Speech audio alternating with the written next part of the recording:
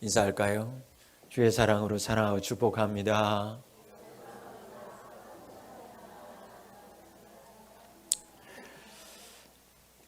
오늘 말씀은 에스겔 선지자가 먼저 본 마른뼈 환상, 에스겔 37장은 첫 번째 마른뼈 환상이 등장하고요. 그 마른뼈 환상 바로 이어나오는 두 막대기 환상에 관한 말씀이에요. 하나님이 두 막대기를 가지고 오라고 에스겔 선지자에게 명령합니다. 자, 그런데 원래 이스라엘은 하나였어요. 즉 나무 막대기로 하자면 한 나무 막대기였다 그 얘기입니다. 그런데 지금은 하나였던 막대기가, 하나의 민족이었던 막대기가 두 막대기로 부러져 있어요. 자, 왜 그랬을까? 왜 분열되었을까? 왜 갈라졌을까? 왜 나뉘어졌을까? 왜 하나였던 것이 두 개가 되었을까요? 죄 때문이었어요. 오늘 여러분 본문 23절 말씀 보시죠. 그들이 그 우상들과 가증한 물건과 그 모든 죄악으로 더 이상 자신들을 더럽히지 아니하리라. 내가 그들을 그 범죄한 모든 초소에서 구원하여 정결하게 한즉 그들이 내 백성이 되고 나는 그들의 하나님이 되리라. 여러분, 지금까지 어떻게 살았다라는 거예요? 죄짓고 살았다라는 말씀입니다. 우상 숭배하면서 살아야 했다는 거예요. 하나님을 섬겨야 되는 이스라엘이 죄짓고 우상 숭배하고 가증한 물건들을 각자 집에서 섬기면서 살았어 죄악으로 더럽혀진 상태로 지금까지 왔다라는 거예요. 그래서 하나가 둘이 되었다라는 겁니다. 여러분, 무엇이 하나였던 것을 둘로 만들었을까? 죄가. 여러분, 분열은 죄로부터 시작하는 거예요. 원래 하나님과 하나 되었던 인간이, 원래 하나님과 하나 되었던 우리가 하나님하고 떼어졌어요. 갈라졌어요. 뭐 때문에? 죄가 들어오면서. 여러분, 죄는 분열입니다. 하나 되지 못하게 하는 것은 다 여러분 죄악 때문이에요. 창세 이후로 분열되는 곳에는 죄가 있었어요. 그 죄의 근원이 되는 인간의 욕심이 있었어요. 창세기 3장에서 아담과 하와가 열매를 보고 욕심을 부립니다. 그때 죄가 들어왔어요. 어떻게 됐습니까? 분열됐어요. 아담과 하와가 분열되었고, 아담과 하와가 분열되기 시작하면서 그 분열은 어디까지? 하나님에게까지 연결돼서 인간이 하나님과도 분열되기 시작했습니다. 둘째 아들 탕자가 욕심이 생겼어요. 그 아버지가 가지고 있는 유산, 그 돈, 그 유산을 먼저 받고자 했던 그 욕심, 그 죄악 때문에 그 둘째 아들이 아버지하고 그 가정, 사랑이 넘치는 가정에게서 분리되었어요. 떨어져야만 했어요. 여러분, 이렇듯 분열은 죄로부터 시작되는 거예요. 하나의 이스라엘이었는데 각자의 욕심이 생기면서 우상을 숭배하기 시작하면서 그 죄로 인하여 하나였던 이스라엘이 두 나라로 분열되었습니다. 분열된 후에는요, 유다 왕국 남쪽, 북쪽 이스라엘 왕국은 서로 자신들이 높다라고 서로를 경계하기 시작했습니다. 담을 쌓기 시작했어요. 한쪽이 다른 한쪽을 군사적으로 정치적으로 굉장히 압도하고 그냥 누르던 시기도 있었어요. 한 나라였는데, 심지어 여러분, 이 한 나라였던 나라가 나누어진 후에는 그 이웃에 있는 이방의 상대 왕국이, 그 강대국이 그들을 공격하기 시작할 때 같은 민족임에도 불구하고 도와주기는커녕 오히려 강대국 이방 나라의 편에 서서 그들과 함께 같은 민족을 공격하는 남보다 더 못한 사이가 되고 말았던 겁니다. 남과 북의 현실을 먼저 거쳐간 이스라엘의 민족의 역사와 우리 민족 역사, 크게 다를 바가 없지 않아요? 그런데 여러분, 하나님께서 이것을 원하지 않으셨어요. 둘로 나뉜 것을 하나님께서 더 이상 두고 보실 수가 없으셨어요. 그래서 결국 우상을 숭배하고 하나님을 멀리하여서 다들 죄악으로 더럽혀져 살아가고 있었던 그들, 하나님을 멀리하고 있던 그들을 하나님께서 하나 되게 하시는데 어떤 방법으로? 여러분, 그들이 멸망당합니다. 우상 숭배하고 하나님 멀리하던 북쪽 이스라엘이 제일 먼저 아수르라고 하는 이방 민족에 의해서 멸망을 당해요. 그리고 그것이 지난 약 150년이 지난 이후에 남쪽에 있던 유다 땅도, 유대의 민족도 바벨론에 의해서 포로를 당해서 다 포로로 잡혀갑니다. 여러분, 다시 말씀드려요. 분열은 죄예요. 죄로 인해서 여러분 찢겨지고요, 분열되고 멸망받습니다.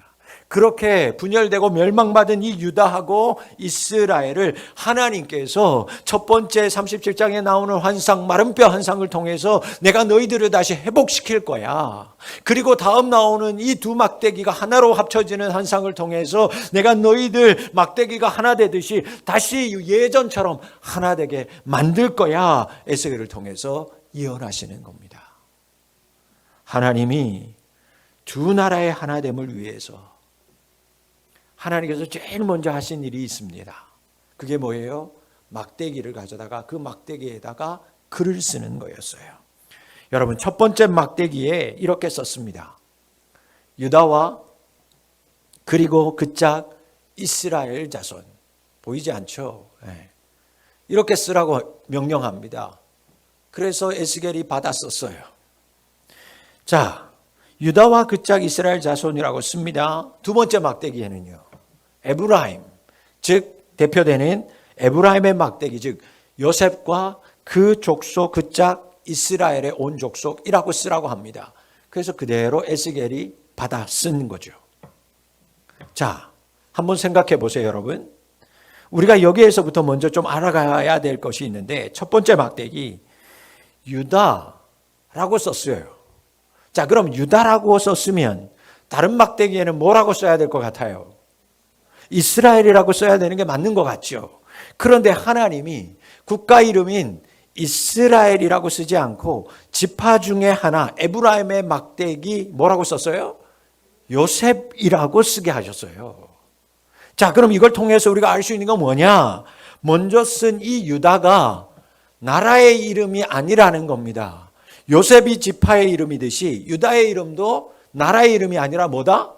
지파의 이름이다라는 거예요. 그래서 여러분, 첫 번째 쓴 이 유다는 남쪽 왕국, 유다 왕국을 이루는 주요 구성원들이 유다였기 때문에 유다의 이름, 족속의 이름을 쓰게 했고, 또 한쪽 두 번째 막대기는 요셉, 즉 에브라임을 포함한 북이스라엘의 왕국을 이루는 그 나라 요셉을 포함한 족속들이라고 쓰게 한 거예요.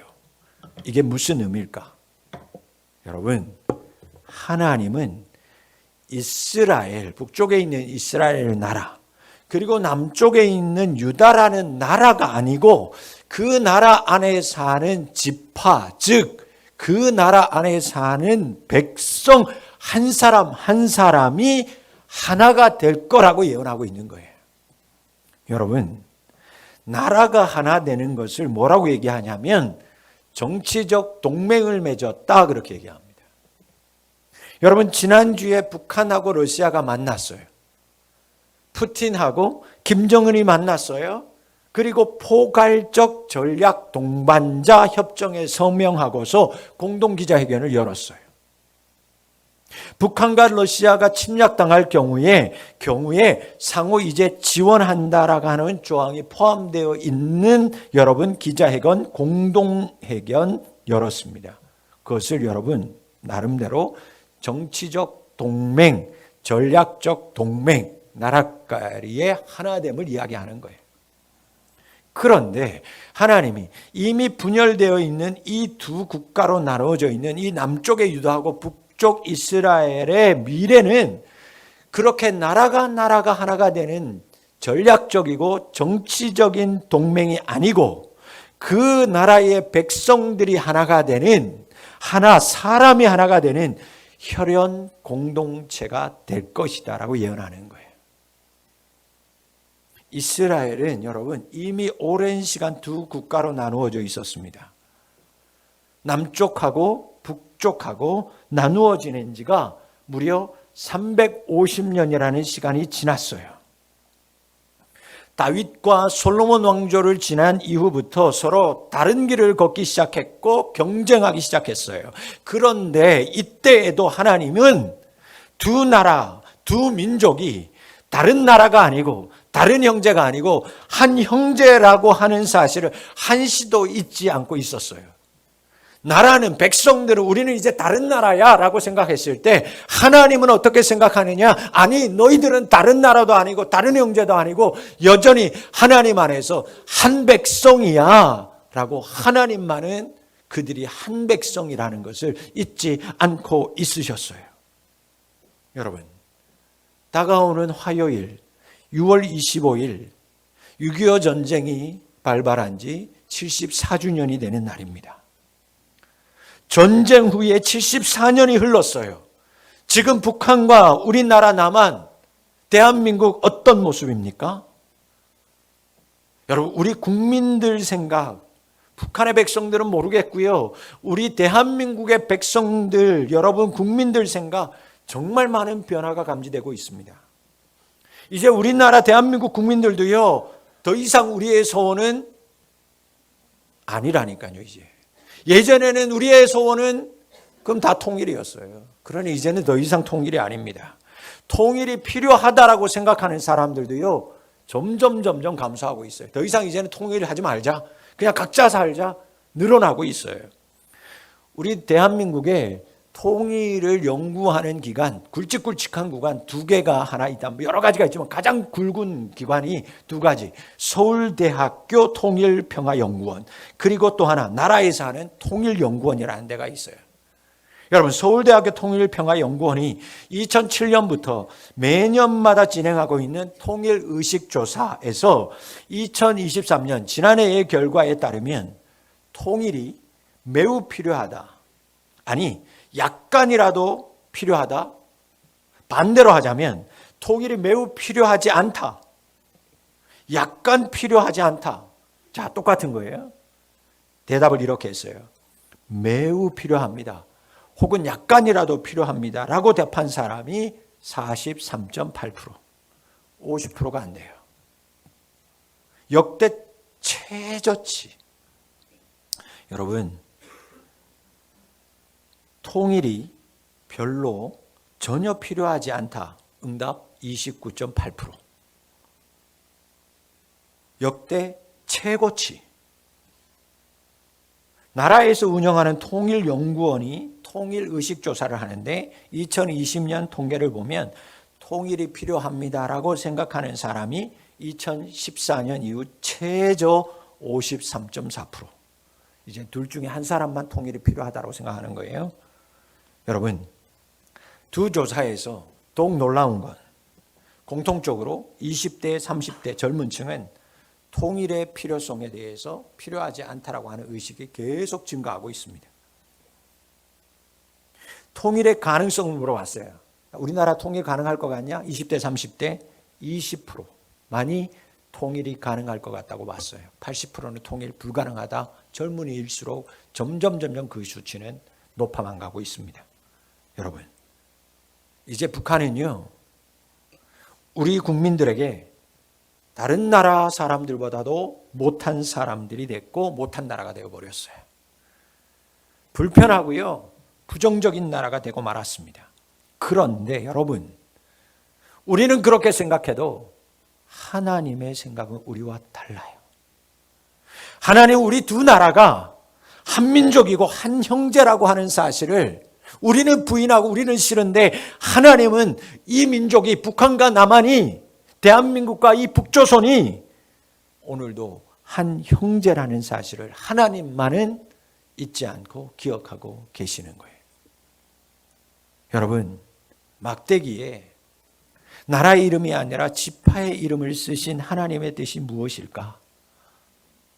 그 나라에 사는 백성, 즉 그 나라 안에 살고 있는 사람이 하나 되어야 진짜 하나가 될 수 있다라는 거예요.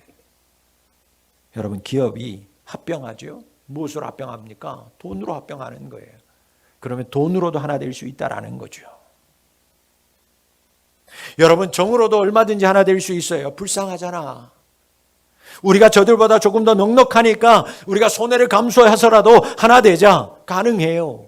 이것도 대단한 결심이에요. 그러나 여러분, 결국 사람이 서로 하나 되지 않으면 그 한쪽의 사랑이 식어버리고 한쪽의 돈이 사라지고 한쪽의 정이 떨어지고 한쪽에서 동맹을 깨트리면 또 분열되고 또 나눠지는 거예요.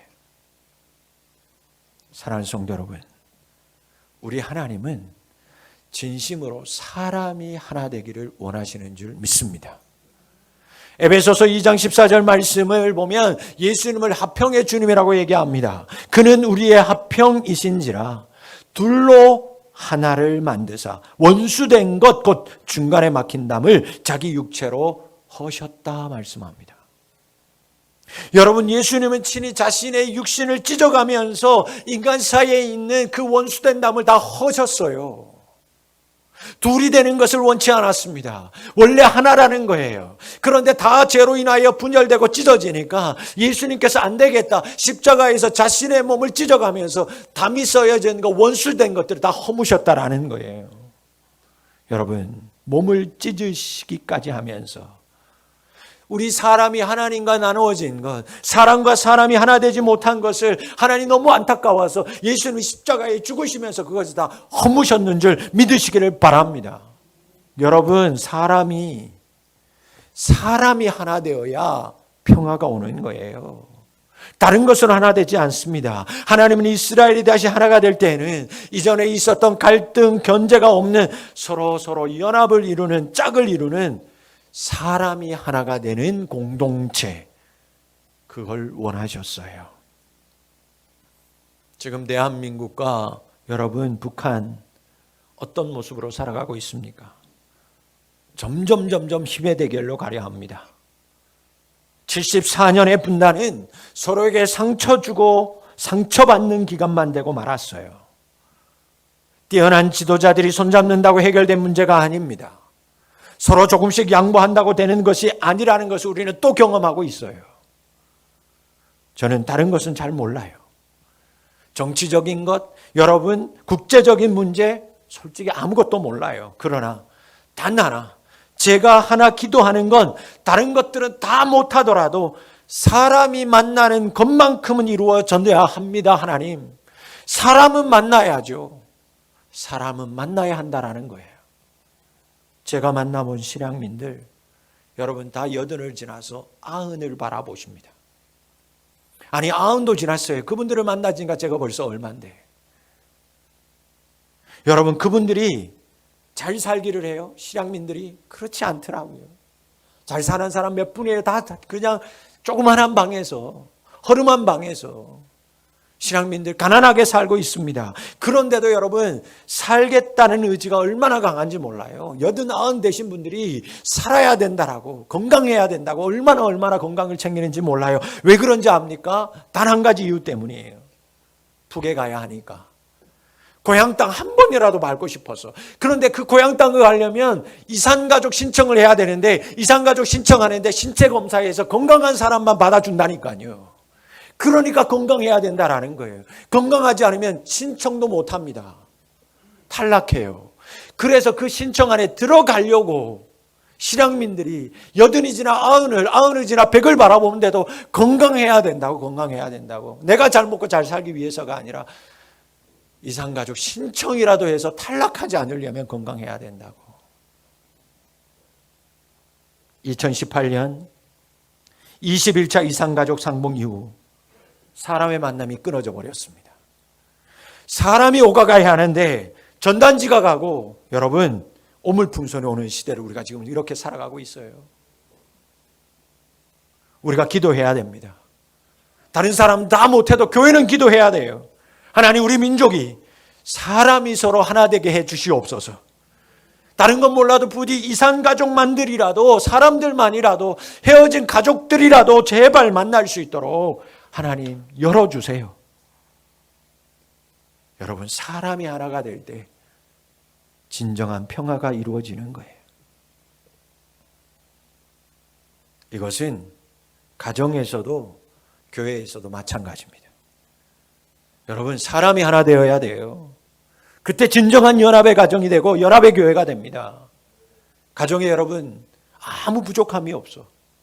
건강해요. 돈도 많아요. 자녀들도 잘 됐어요. 계획되는 일이 잘 이루어져요. 그런데 마음이 안 맞아서 미워하고 싸워요. 여러분 보세요. 문제가 없어 보여요.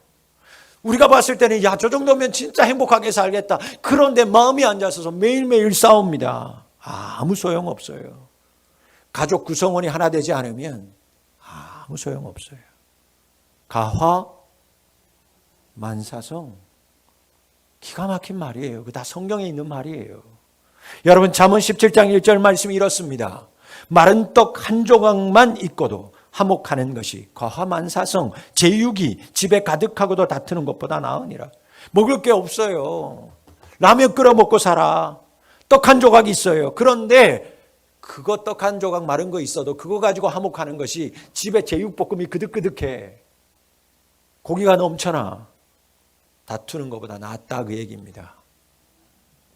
똑같은 잠언 15장 16절 17절에도 이렇게 나와요. 가산이 적어도, 여러분 아파트에 못 살고 집에 돈이 없어도 여호와를 경외하는 것이 크게 부하고 번뇌하는 것보다 나으니라. 그 다음 말씀 같이 봅니다. 시작. 채소를 먹으며 서로 사랑하는 것이 살찐소를 먹으며 서로 미워하는 것보다, 믿습니까?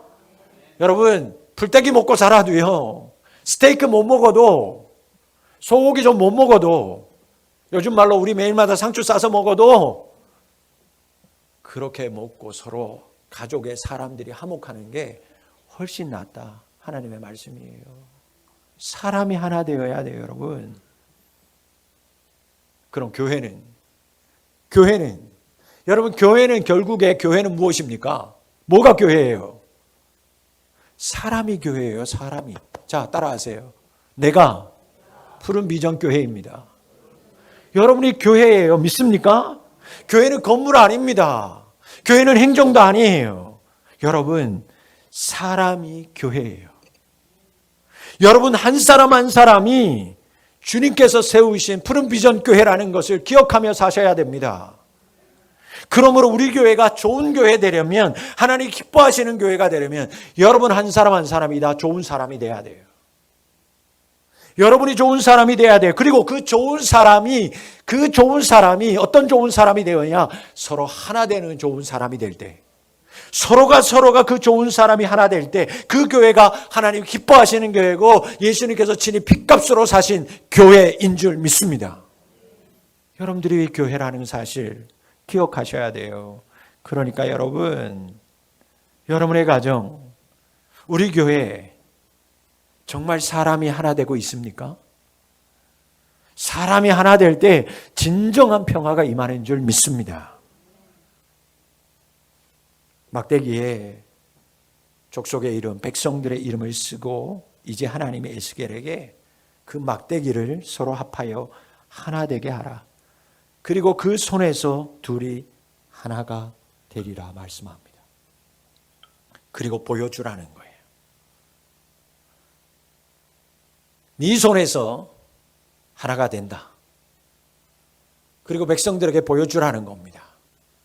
여러분, 먼저 나오는 내 손에서 둘이 하나가 되리라. 이 말은 에스겔 손에서 하나가 된다라고 이야기하고 있지만, 점점 그 이야기를 읽고 가다 19절에 가보면 그 손은 내 손, 나의 손으로 바뀌어 있어요. 즉 하나님의 손으로 바뀌어 있어요. 여러분, 두 개의 막대기가, 생명이 어떤 하나의 막대기가, 두 개의 막대기가 하나님의 손에서 완전히 하나의 막대기가 되었어요.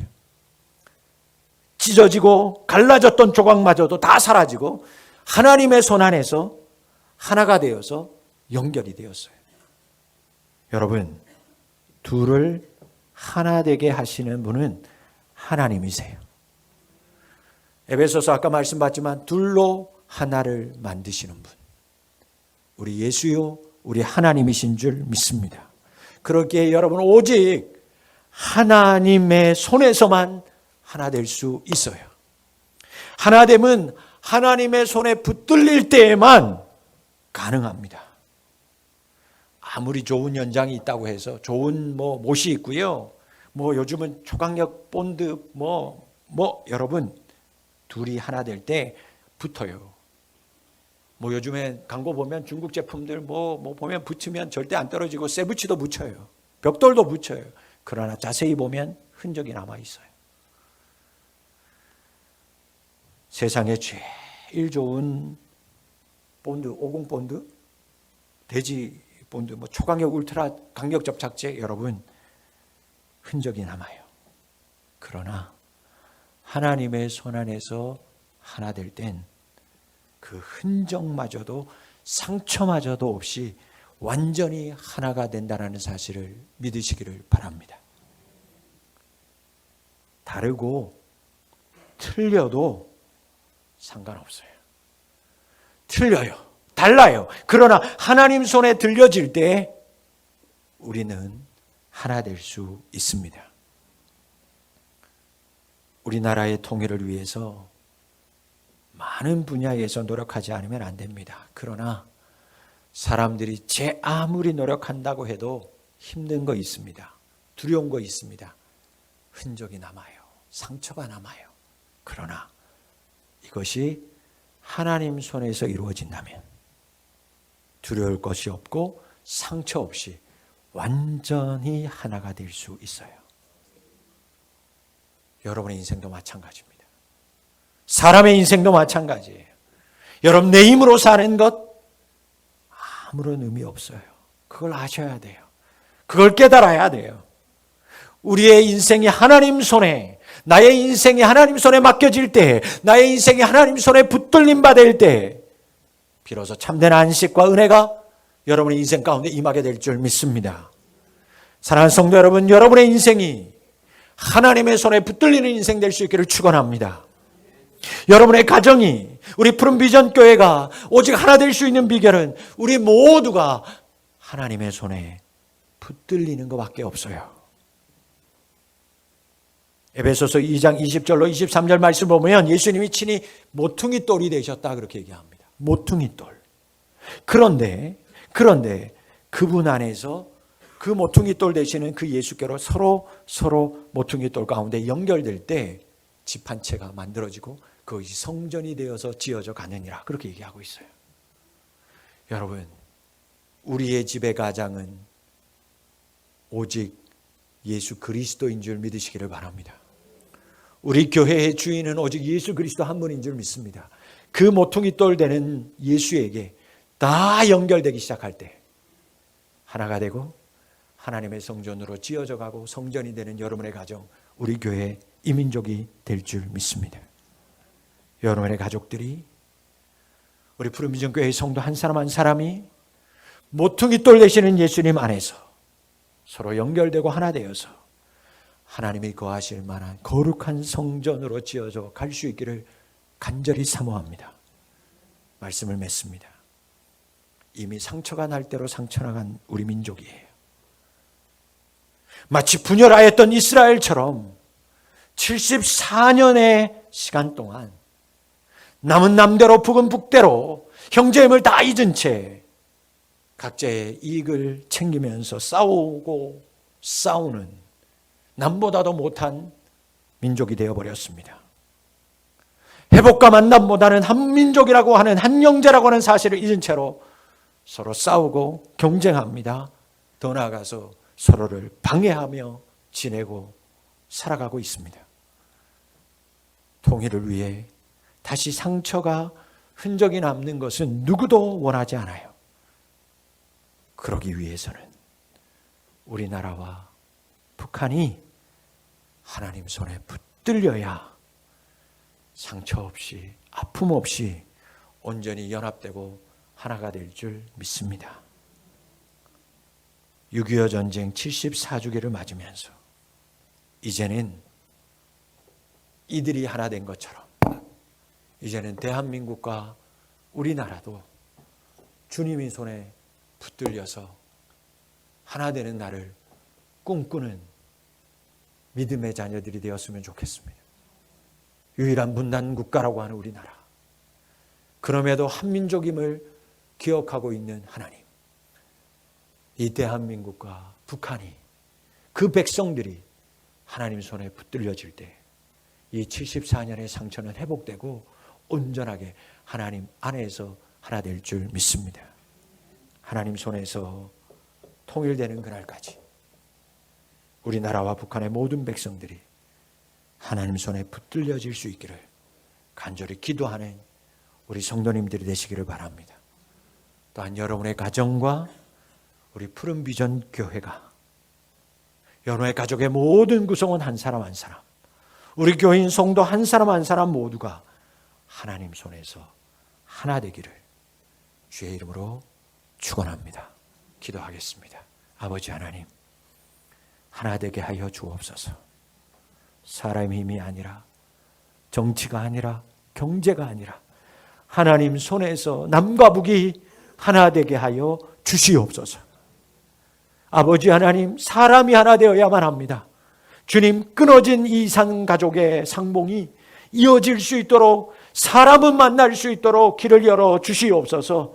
그래서 사람이 하나 되어야 민족이 하나 될 수 있고 하나님 안에서 하나 되어야 온전히 하나 된다는 것을 기억하고 두 나라의 백성이 하나님 앞에 붙들려지는 은혜를 허락하여 주옵소서. 우리의 가정을 위해서 기도합니다.